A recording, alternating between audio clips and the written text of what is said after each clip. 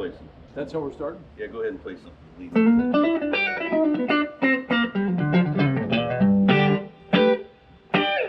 All right, welcome everybody to Backstage with Jay Allen.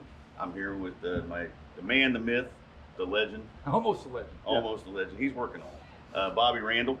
Bobby, we've known each other for a few years now, right? A couple years already. Thought it'd be kind of cool to catch up and get to know you a little better and how we got to know each other. And I think for me, your greatest claim to fame is your Clydeen Randall's son. Is that fair? Yeah. No matter where I go or what do I accomplish, most people say, your mom, who's they call Clyde, was my bus driver. Right. And what's her other nickname? Red. Red. Why? Well, her hair looks like Bozo the Clown. Or we might throw some pictures in there. You have to send me some pictures of your mom. Well, yeah, there's still some in the post office. Yeah, that's true. So anyway, so tell me a little bit. You're probably most well known to people as as an original founding member of Sawyer Brown, correct? And the lead guitar player. But I want to go back before that. So before Sawyer Brown, you were with the guys from Sawyer Brown, but it wasn't Sawyer Brown. What were you doing with those guys? Well, the real story started back after I got out of the Army. I moved back to Michigan, and I had a little band called Freight Train. And before, I've only been in 2 bands before that. I had a band called the Wildwood Playboys too, which somebody just sent me a picture of. I'll see if you can find that. Yeah, we'll look that up. So Freight Train Band, I tried to relocate Freight Train Band to Nashville because I knew we had a little something going. And one of the guys, Dave Petrosky, was killed in a car accident. The other guy didn't want to go, but the bass player moved with me. And it took us a while to move around. What was his name? Jim Skolton. Okay. And he's still in the band. All right. And so the band, we finally got everything together after a couple of years of trying to get, you know how hard it is to put a band together yourself. Yeah. It's not the easiest thing in the world. Well, and just to that point, you've spoiled me. Yeah. Putting a band together. Yeah, but because my first playing with the band, you were in the band that I first started playing with, so you sort of spoiled me. Well, we won't hold that against you. Yeah. But so it took a while to get it together. So we finally got it together, and the band, the name we came up with was Savannah, and we ran under that band Savannah for probably 3 years. We used that name, and then we found out. Most people know Sawyer Brown came from a television show called Star Search. When we were ready to go on Star Search, when we did some research on the name, we found out that there was a band in, I want to say South Carolina, that had copywritten the name with both spellings, one with the H on the end and one without. So Savannah was basically Sawyer Brown. Yeah, it's the same band. We just couldn't use that name because. But weren't you the backing band for a couple big names? Well, yeah, when you move to Nashville, you do everything. So I did lots of things. Charlie Rich, Mickey Gilley. Yeah. I played fiddle for Bobby Bear. What else? I did a bunch of stuff. Just trying to stay afloat. I am fortunate enough to not be great at anything, but to be able to play a little bit of everything. So I played the right. He said. He didn't say no. You're great. He just looked at me and said, right. You're older than I am. But I mean, I play steel guitar. I play fiddle. I play enough of that to get by, and so I was able to, play in other bands. And now steel guitar, because now I don't want to get ahead of myself, but you came here 3 or 4 years ago because you wanted to kind of hone your steel. Yep. But did you play steel back then, even still? When I moved to Nashville, I was a pretty good steel player. My first real good gig I played steel for Charlie Rich, and then I played steel for Mickey Gilley on and fiddle for 2 different occasions. And I'd gotten away from it in Sawyer Brown. I never played the steel. And then Confederate Railroad, I played in that band, and I played fiddle and steel, but I didn't play as much as I'd like to play.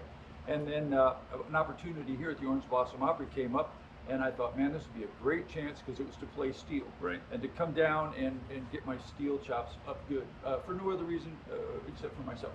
So you're in Savannah, you changed the name to Sawyer Brown out of necessity. Mm-hmm. You go on Star Search, how'd that come about?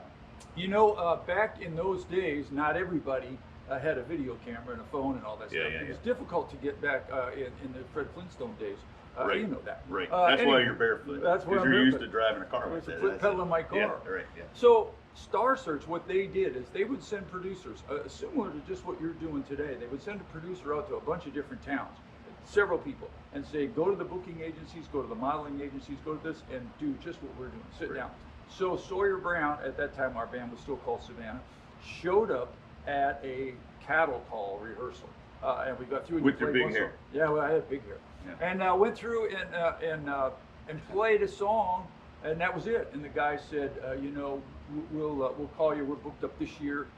We may call you next year. You guys. Did you think anything would go with that? No. Never Yeah. thought anything. The only thing I wanted was a copy of that audition tape, Yeah, because I wanted right. to send it to fair buyers, because we were playing beer joints. Oh, it's like an audition tape, So like, I said, but like a press kit. Give me that. Yeah, Give me yeah. that. Can we get a copy of this Right. audition tape so I can mail it to some fair buyers, and so we could get our band. We were playing those beer joints in rat holes. You know, Yeah, so. yeah. No, I know about And that. so then they called and said we had a cancellation, and would you guys want to come to Hollywood? I said, Hollywood? I've never been to Hollywood in my life. So, and you just barreled through that and won every. Yep. What happened was they taped. By the way, you know, you can go. I don't know if you know this, because I think you probably don't get on YouTube very often, do you? No. Yeah. You have a smartphone, but that's where it ends, right? Altogether, there's And- more to that sentence than what you know. So you can go on YouTube and put in Sawyer Brown Star Search. Yeah. And all those old videos are there. Are they really? Yeah, because I think I talked to you about this earlier this year. In one of the videos, you have this shirt on that has a big B on it.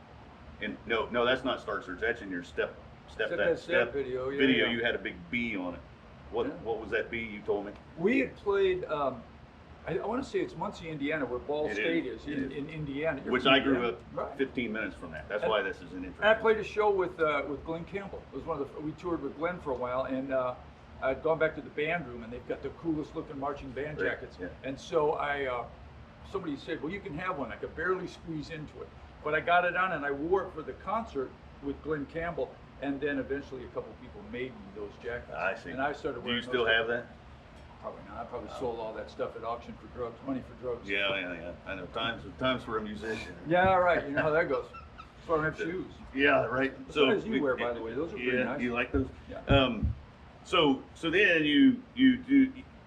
Sawyer Brown goes pretty big with you. Step That Step was off of your First record, your debut debut album. self-titled album, correct? That album was like a #2 album, right? And That's got and real the good. song was #1. Yep. Step This Up. You had 2 or 3 hits. Leona, Yep. Step That Step. Interesting Step That story Step. about Leona. Yeah. Okay. One of the things I did in Nashville was kind of a session guy. You've been in the studio with me before, Right. so I would play guitar for songwriters. They'd call me up and say, "Hey, we got a bunch of songs, and we need a guitar player, I have a steel player." And so I did a lot of work. I played on some really cool songs. I played on "Timber, I'm Falling in Love." That song I played on. That was Patty Loveless. Patty Loveless. Yeah. A lot of different songs I got to play on for songwriters. So I play on this song for a guy named Bill Shore and David Wills. Here's some country music trivia. Do you know who David Wills is? You remember him? No. Anyway, he had a song called "I Want to Drink." Here's a 20. Anyway, so they write this song from Merle Haggard called Leona, and I play on the demo. And said, "Man, that's a great song. We're going to send it to Haggard." So they send it to Haggard. Haggard tells him to take a hike because he can't stand Yeah, Leona. Leona. He's now off with Leona. You know, I Williams. cannot He's hear off to Leona Haggard Williams. singing. Well, he was off. He was with Leona Williams for a while, which is what that was about. Oh, I see. So yeah, he had- he had moved on. So He was didn't over to want- Bonnie Owens I by see. that time. Bonnie probably wouldn't have been very happy No, with that the wouldn't number have one Leona song. So I said, Yeah. "Hey, if we ever get a record deal, I'll record that song because that's a great song." And that Right. was our very first single. Yeah, was it top 10? That was a top Yeah, 10. I think it was top 20. Yeah, 5, 10, Yeah. 20. Step That Step was 220, #1. 221, whatever it takes. Yeah. So one of my favorite stories. I think I can tell this that you told me. So Step That Step, that album I think was the one. Capitol Records. You were with Capitol Records, Mm-hmm. correct? And that song, that album was a hit. So they put you on a plane, fly you out to Capitol Records, to the Capitol Records Yeah. headquarters in Hollywood, California. The big circle looks like a stack of records. Yeah. And what they give you? Well, we got I got a Rolex watch. That's my favorite. That's what I got. That's one of my favorite stories. I sold that for money for drugs too, but Yeah. not for myself. It was drugs for my mom. Well, you know. I'm just trying to throw you off that stool, buddy. You know Yeah, I won't. it's not None of working. that's true. It hasn't worked The Rolex is true. The but rest Rolex of it- is true. Okay, so Still have one, but not the same one. you're in Sawyer Brown until '91, something like that, Yep, about 91. and then 92. you want to leave to do other things. The next thing you do, right, is you hosted a TV show on TNN, kind of a Star Search, kind of similar. Is that right? I did not have that lined up. A lot of people think that I went from one to the other. Oh, you didn't leave because you had that going. I was getting You were burned ready for out. something else, Yeah, yeah. and Well, you so- guys were known for like 250 shows a year, right? Like the hardest working band in. Yep. We worked my first year that I actually the first of the 3 big mistakes I made which would be getting married. The first, You did that 4 times. first, it's just 3. So you've had 7 mistakes. Yeah, no, it's just 3 times. But I saw my wife like 20 days. The first year we got married, we worked all the time.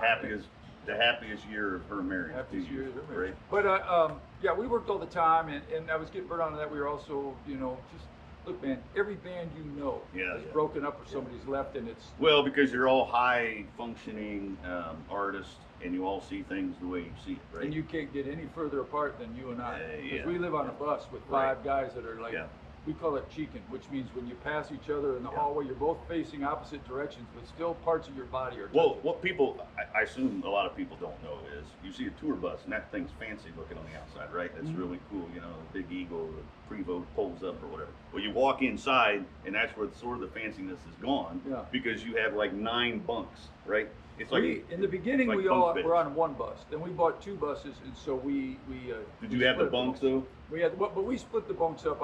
We had 2 bunks. So Jim Skolton, the bass player, and I are both big guys. So we had 2 bunks. I could actually sit up in my bunk. But it's not terribly fancy living. It's not like you're cruising around in a $1 million luxury motorhome. I mean, they were nice, but you're sleeping in a bunk. The first bus was a school bus. It was a POS, and we won't describe what we know what that is. But the second bus was pretty nice. I bought the bus from Kenny Rogers. And so our first bus. Are you going to name drop nice. all the way through? All the way through. Okay. You know he is. He worked, not that Kenny Rogers. Yeah, the bait shop owner. The bait shop. Yeah, I get it. It was nice, but it's tight quarters. Right. Very tight quarters.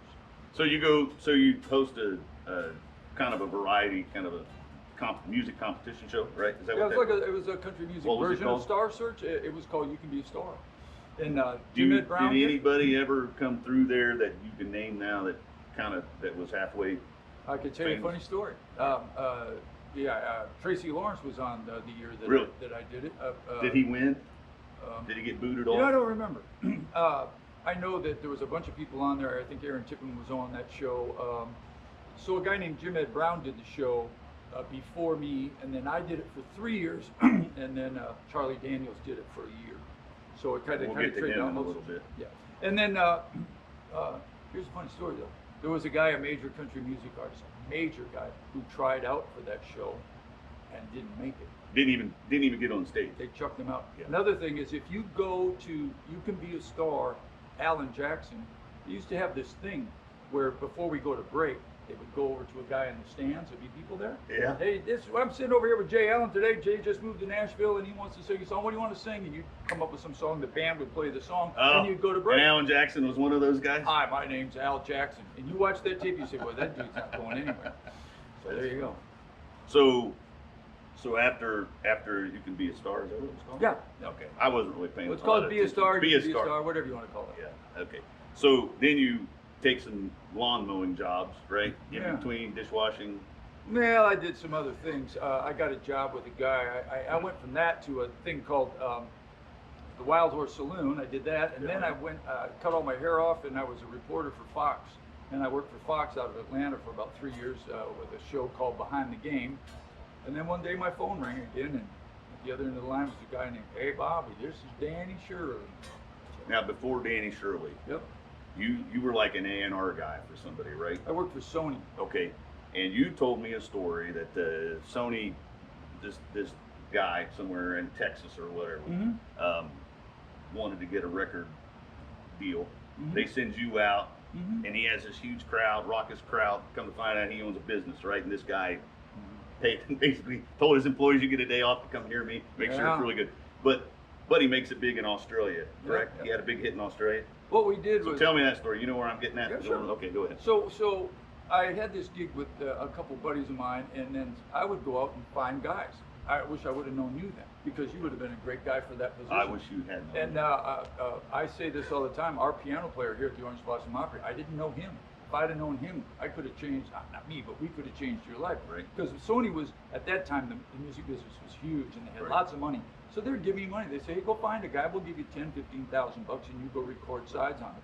So I did. There's a guy out of Texas named Jay Eric that's unbelievable. I did a couple of, they would call those, I don't know, I can't think right now of the word for it, but anyway, developmental deals. So they'd give me money for a developmental deal, right, with guys and girls. And I produced a lot of things like that of people. And anyway, so the guy was in Alabama though. And I come down, Close the big record company guy sends me down there to see this guy. I go in there, and there's people packed to the walls. The reason I went is because Merle Haggard was there, and I wanted to see Merle Haggard. So they fly me in. I see this guy play and go, yeah, that's okay. There's people going crazy over this guy. Merle Haggard starts to walk out on the stage. The guy sneaks in and goes, hey, Bobby, your plane's going back. And they flew me back to Nashville. I never got to see Merle Haggard. Oh, my gosh. So you go to Australia. Oh, yeah, we had a couple and you big had records. you had an opening act for this guy that nobody probably, we won't even say his name because who knows, but nobody knows him now, probably, correct? Well, they didn't hear. Exactly, but he was big in Australia. Yeah, he was big in Australia. And he had an opening act. Who was that opening act? Some unknown singer? Yeah, actually in the beginning, we went over there, he was our opening act. That's what he just came out with a guitar and right. played. And what was that guy's name?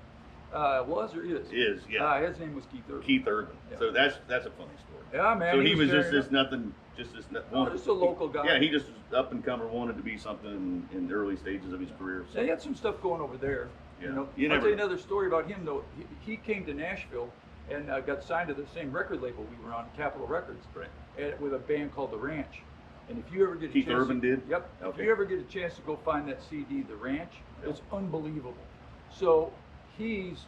A bunch of people are going to look at it. Yeah, there was a song, I don't know, something about the Cayman Blacktop. It went like to number 4, number 5. Oh, yeah. But they had some issues with Capitol, and they dropped him. And the guy at Capitol said, listen, if you'll stick around for a while, we'll sign you. One of the guys moved back to Australia, and the band kind of broke up. And then, of course, he came out as Keith Urban. But that album, The Ranch, it's boy, if you find that, you got to listen to it. Yeah, I'll have to look at it. Great stuff. All right, you mentioned Ted Nugent. Yeah. Because he's a big country singer. Yeah, he is. Of course, that's... Ted knows. Everybody knows Ted by the green grass at home. So tell me about Ted Nugent. There was a show that they put on at the Pontiac Silverdome in Michigan. About 80,000 people.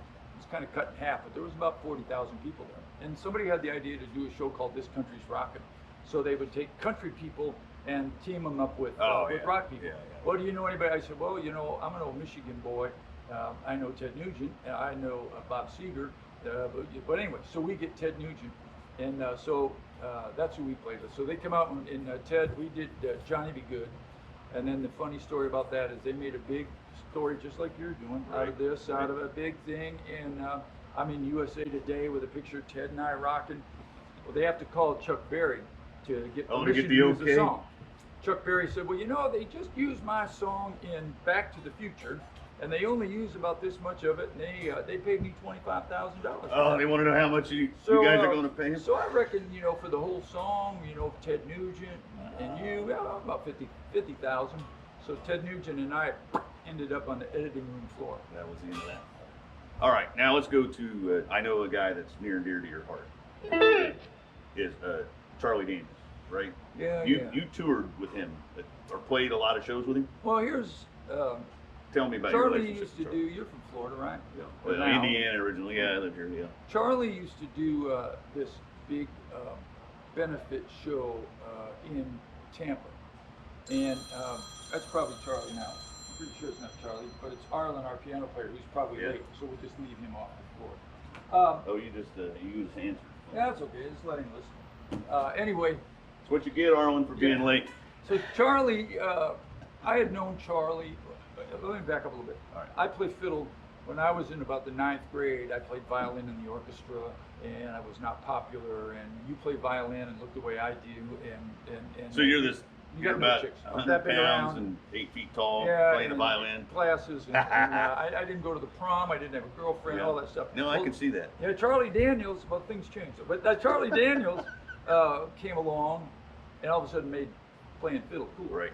So our little band that we had up in Michigan that was called Freight Train, we started playing. I became a Charlie Daniels fan, and I worshiped Charlie Daniels. Well, I got to meet him one time. I got to meet him again, and somehow through the course of, lucky for me, I got to become really good friends with him. So I would go down, and when he'd play, there was a place called the Angeles, and it's Charlie raised money for these kids at the Angeles around Tampa area. So I go down there and play with them every year. And the first time I went down there, you know, I'm just standing on the side of the stage, and so is everybody, because he had a bunch of people. Montgomery Gentry were there, Little Texas, all kinds of country music people. And the first time I go down there, I'm kind of just sitting there and I'm standing on the side, and all of a sudden I'm just watching Charlie from the side, and he goes, and we're all looking around, he goes, and I'm going, me? Come here. So I walk out on stage, he brings his whole band down, and he's playing The Devil Went Down to Georgia, and he takes his fiddle and goes, Oh, hands. his fiddle. And Taz, who's also not with us And he anymore, has you play the fiddle part on Devil Devil Down Down Georgia. Georgia. Oh, there's no pressure there. Right? Yeah, but I played Charlie's fiddle. Yeah, And that's the piano player called me after the show and he said, I've been in the band with Charlie Daniels for 40 years. I've never seen him hand his fiddle to anyone. Right. And right. it was a pretty thing. Yeah. And then I ended up doing it all the time. Played with him a bunch of times and played a bunch of songs. So Right. And talked to him and if you He's wanna like know, he's like the real deal, right? Charlie I mean, for Daniels people is- that don't know him, he's the real deal. He's So the- I'll he's show the- you this. We all know that Charlie passed away, Right. and it was a terrible thing. And I'm so glad I kept this, Jay, because before the COVID hit, I sent him a message that said, "Hey, hope you and your family are safe, my friend." He texted me back and said, "We're good. Thanks for checking on me, my friend. God bless." So I let time go by again. right. And the COVID, as we know, shut down the Opry and everything, so we were doing these virtual shows. Right. And so I sent Charlie a message, tell him, hey, if you could check in tonight, check in because I'm going to play a song and dedicate it to you. You're my true inspiration and mentor to play fiddle. So the last message that I have from Charlie Daniels says that at the bottom. I'm honored, my friend. God bless. Yeah. So Charlie Daniels sends me a text that says he's honored, and anyway, that's pretty sad. We need to talk about something else. Yeah. Right. 'Cause I'm not real happy about that. I know. Anyway. So then you go to Confederate Road. You were with them 7 years. Yep, Right? I played with Confederate for 7 years, kicked around on the road with those guys, and was fortunate enough to get one of my songs on their latest album. It's on Sony Records. What's the name of that? The album's called Lucky to Be Alive, and the song I wrote on there and sang is called I'm Not Falling for That. I think sing I've it. heard that. I can't Did sing you it. put that on your? It's on my CD too. It's on your CD. Okay, But that's don't it. ask me to sing it because I can't remember it. And if you want to hear Bobby Randall's CD, it's actually on YouTube. You didn't know that. I It told is? you that. Yeah, somebody put it on YouTube. The whole thing. Bobby Randall. My whole CD's on there? Yeah. Does that CD have a name? What's that name of that CD? Do you remember? I don't Did you have a name it? name. Anyway, it's on there. If you type in Bobby Randall, you can find it on YouTube. Well, I'm glad I showed up today because Yeah, I learned there something. you go. That's why I'm okay. not getting any royalties, right? Because it's just Yeah, free on yeah, there. it's on there. What the Somebody's heck? collecting, but not you. Not me. So then that brings you here. Mhm. You answered like 3 years ago. I 4 got a years call ago? from Todd Bowers, who's the drummer drummer. here, and he used to come over to the Angeles with Charlie Daniels and watch. Oh, I did not know that. So he's Yeah. the one that got you. Todd's the guy. So Todd, I would just talk to Todd. I almost got in the Bellamy Brothers band. I called David Bellamy. Because they're here in Florida. Yep, They're just and out they there. changed steel players, and I called David and said, "Man, I want that gig. I want that gig playing with y'all." And he said, "Bobby, we just hired a guy, but if it doesn't work out, we'll call you because I'm buddies with those guys." And he's been at the gig ever since then. So Todd calls me because he saw me play steel all the time down there with Confederate. Right. And he said that their steel player here, Doug Stock, who's a great steel player, was going to take the summer off and wanted to know if I'd come down and sub. So I just live in Nashville. It's a little bit further drive than what I thought. This is kind of a hard commute. But Yeah, but anyway, so I came down here and played Thursday, Friday, and Saturdays, and I played steel until Dougie came back, and I thought I was going to be gone, and then I moved over and played fiddle and acoustic guitar for that gig for a while, and then they made some other changes. And Now somehow you're now the I'm man janitor. now. Now I'm the janitor. Yeah, you're plunging toilets and I leading plunge the band. toilets. All right. You know, So I come here as just a jammer. Middle of 2018, I think, Is that- July. They have a show here. For those Yeah. of you who don't know, on Thursday they feature a lot of local talent, and they have well, how do I say this? They've kind of gone through and gotten rid of some of the Just average, anybody. the average Yeah, guy. yeah. So if most of the singers, pretty much all the singers, are probably the upper cut of Yeah. what's here. There's a bunch of great singers, and there's some people that really stand out, and there's other people that do and don't, and none of that matters. But when you came along, I knew that you had a Blues Man was the first song I ever sang. you have a real unique voice, and that's something that draws me to somebody more than being great singers. Because a lot of guys get up here and just blow it out, blow it out. Yeah, that's good, but that's cool. But having something unique and having something different is what kind of brought me to you, and I thought, hey, what are you doing? And we talked about, you know. Well, I saw you over at another place that you were doing a show over Barb's Barn. Oh, I did, yeah. You had sort of a cold. Funny thing is, Bobby has this cold. He's like got a scratchy throat, so you're talking, telling your jokes, and, yeah, you know, which is what you do, and you're playing your guitar and telling jokes, and you're, okay, I guess I got to sing, and you had this lozenge, whatever you say that, lozenge, yeah, that's in your mouth, and you're and you're like, and you went, stuck it on your pants, and played the song. Yeah. And you were telling a story about how you've written songs for Reba McEntire, and Perfect Stranger, Ricochet, correct? Yep. Did I leave any out? Ty Herndon. And every time, like Reba McEntire, your song was going to be the next. I never had a single. And then her band was killed tragically in an accident. Her song was never in contention. It was my first song recorded. It was never up for a single. But every other song, but like Ricochet was going to be the next single. Perfect the band Stranger. Perfect Stranger was going to be the title cut of their album. Yeah. I am the title cut album on the Marshall Tucker Band called "Put On Your." Did they play that? They were here. I don't think they did. Did you talk them into playing that song? No, I don't know if I did. They were here. And you were talking about, so I walked up to you, and all I had done was being a jammer. You and I probably didn't know each other any more than just showing up here on Thursday. Yeah, yeah. And I'm like, hey Bobby, you said that you know you just missed number one, you missed a hit song, you know this and that. I said, why don't you write a song for me and I'll give you your first number one. That's what I said to you. And you probably looked at me like, yeah, who is this guy? Oh my gosh, you know. But so you went and got me your album. You go, here's my CD. You can sing any one of those. And Gonna Play with Fire is on that. And I'm like, we're driving home in the truck, and I looked at my wife, and I'm like, I definitely am gonna record that song. And you just started, and then you called me up, and you're like, dude, if you're really serious about this, you know, I could put this together. And I'm like, no, I'm serious. And so you put it together up at Mainframe, who is now here. Yeah, it's here in Florida, just down the street. And man, we went into the studio. You were sending me songs, bunches of them. I didn't tell you who wrote the songs. I just send you songs and say, here are songs. And one of them on the album is you sent it to me, and I still have it. I still have the email, and it was just listed as track 18. Now I don't know why, but you sent this to me, and it's Why Baby Why.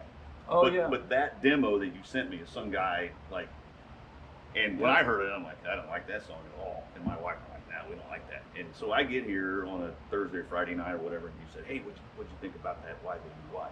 I'm like, I don't like that. You go, no, that guy did that all wrong. Yeah, he did. You know, it's not supposed. He's like, why baby, why did you change it? You know, that's what it sounded like, and it just was kind of hokey.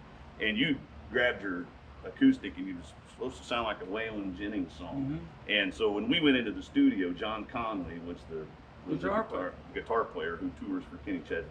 I got dropped with me. Yeah, you're dropping names now. Yeah, so he's Kenny Chesney's touring guitar player, and you just simply, quickly said, look, John, this is how I want this to sound.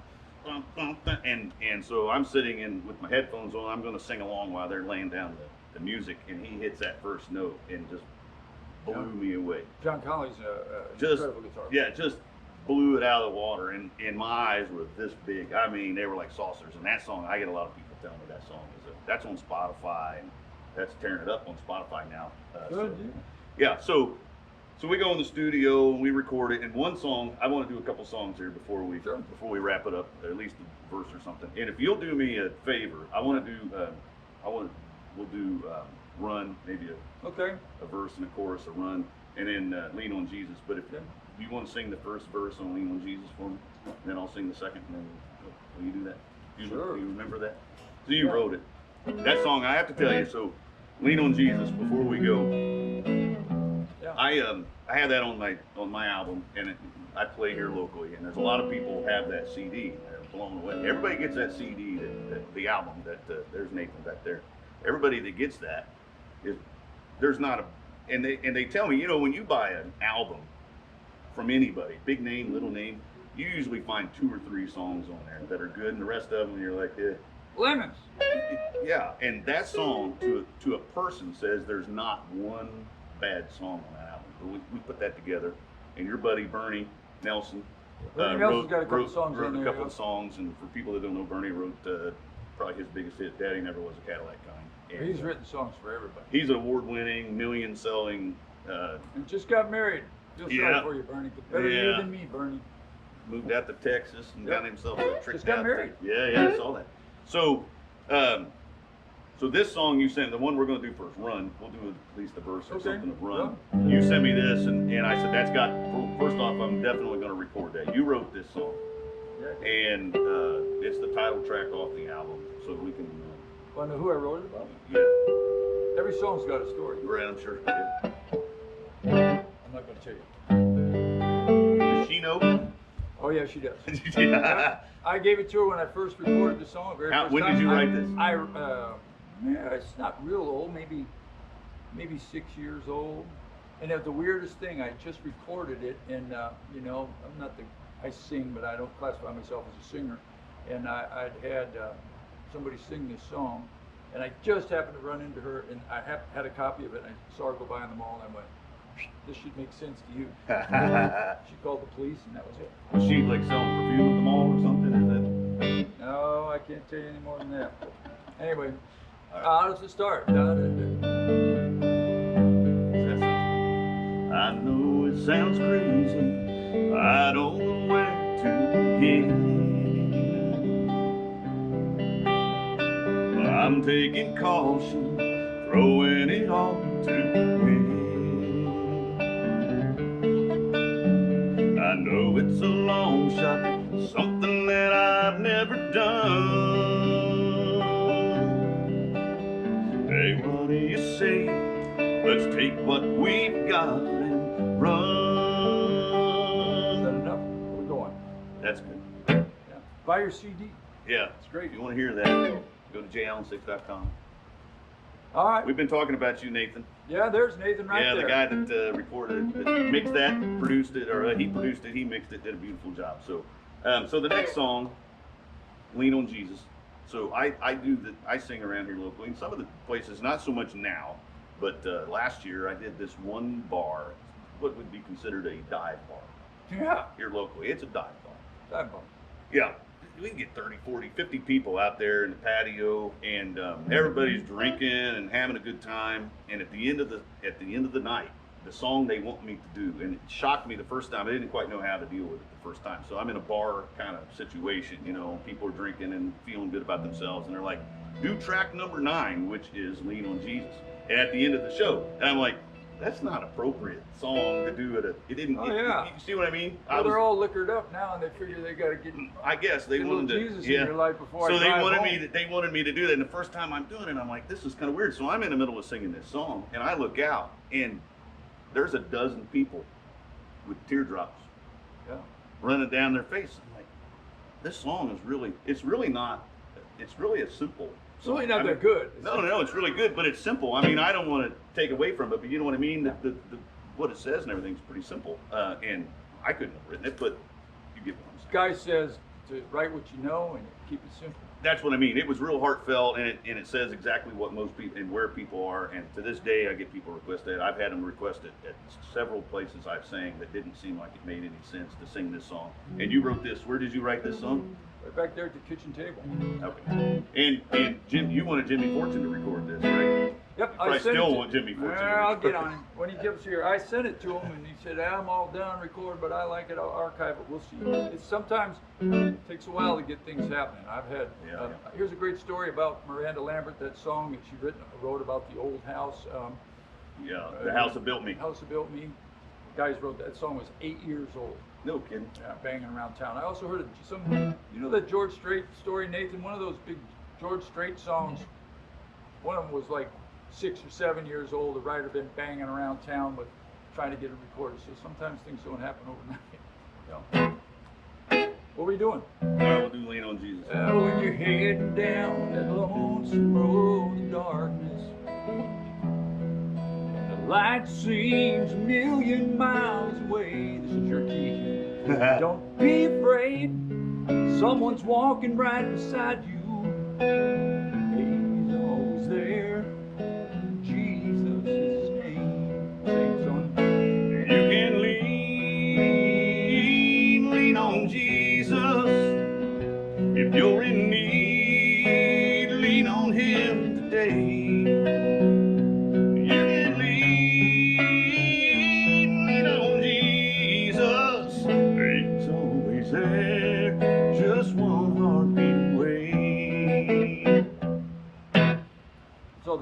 prices. There you go. So it's been really special to me. You produced it. If somebody wonders why I'm sitting here with you of all people. Yes, you wrote several. You wrote 4. There's 9 songs. I think you wrote 4 of them, 4 or 5 of them off the album. You produced it. You put it together. Guitar? Pulled everybody together. Yeah, you played the. Did I play steel? You played the steel. You played the acoustic. Sang. You sang. Yeah, we sang. sang all the background Anything you vocals. hear, you and Melissa. Lee sang the background vocals. So yeah, it's a big deal. And you know, I've only been at this for a few years, and I run into people who've been doing this for 10 years, and they have not yet ever been able to get into it. I mean, you can find somebody's garage. Like I can go home with GarageBand and get some tracks, buy some tracks, and record a song. But very few people get to do what I've done so early in there. You've talked about, you know, how you have to trudge along for years and years. So I've been extremely fortunate. I owe you a big debt of gratitude. You know, I'm here at the Orange Blossom Opera. This place is a big debt of gratitude. It's been really good to me, and so I wanted to come and interview you, tell you thank you. I appreciate that. And how much I appreciate it. And the good news for Central Florida is the Mainframe studio that we recorded in Nashville. That guy's moved here, and is our sound man here, the house sound guy. And this band is a great band and has never sounded this good because of Nathan Smith. And he'll be here. Mainframe Studios will now be available for some other recording and other projects that we're doing, because we did a band project here with our band. And I tell everybody, you go record where you want to, but when you're ready to get serious about it, call that guy out there. Well, that's what you told me, because I'm like, you're like, look, dude, if you're really serious about this, you don't want to just go record anywhere. You said, I'll set this up if you're really serious. You kept saying, if you're really serious, I'll set this up for you. I'm like, man, I'm really serious. And we get there, and one of the best parts of being in at Mainframe and being with all those guys, you had Mark Oliverius and Wes Little and John Conley. I forget, there's a couple of them I'm leaving out. Bernie shows up one day, and you guys, when I first got there, you start talking Nashville talk. You know, because you've been around, what, 40 some years in the business? Is that? That hurt. I mean, you started when you were 12. I did. So, but no, I've been doing it a long time. yeah, and you're talking about where's so and so and who you playing with now, and that to me, you know. So I just sat back. I'm a talker. I always have a lot to say, and I had nothing to say. I had nothing to offer because I was just a student. Those were the good old I days. was just a student. Yeah, me not talking. Yeah, I was just a student, and I just watched. But well, all those guys have all played with. I think Wes Little. Wes Little played for. Who all did he play for? Everybody. He was the drummer, right? Big burly guy. He played for the big pop guy. I can't think of his. Oh, Christopher Cross, right? You played for Christopher Cross. And Mark Oliverius played with you guys and Sawyer Brown in the studio, right? Joe Diffie, Lori Morgan, a bunch of different people. Yeah, so that was cool. So special shout out to Bobby Randall. Check him out online. You can find all his old. I didn't even know him on all that stuff. Yeah. On YouTube, look up Sawyer, the old Sawyer, the '90s Sawyer Brown stuff, Step That Stuff, Leo, and all those. And he's got his big curly perm long hair going on, and your album's available. So, but take us out with something. I'll give you a trivia question. All right. See that? Not question, story. See the box down there? Yep. All those boxes? Right. Well, those are all hardwired right now, but they have batteries in them. So I was in the studio, we were recording Step That Step.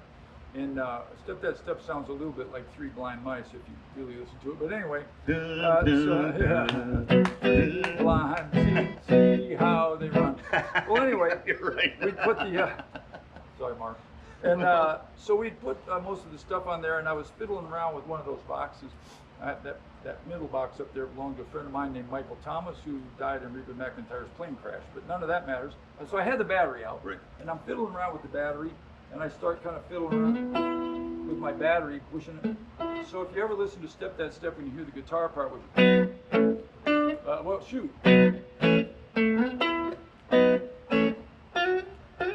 Yeah. Anyway, that's all played with me putting my guitar on my lap with a battery. Walk that walk. Shake that thing, honey. Talk that talk. Yeah. Anyway, that's all I got. That's all we got. Good to see you, pal. Hey, Take care of yourself. Come see us sometime at the Opry, all right? Yep. And we'll see you guys later. Thanks for hanging out with us. Love you all. Bye. Bye.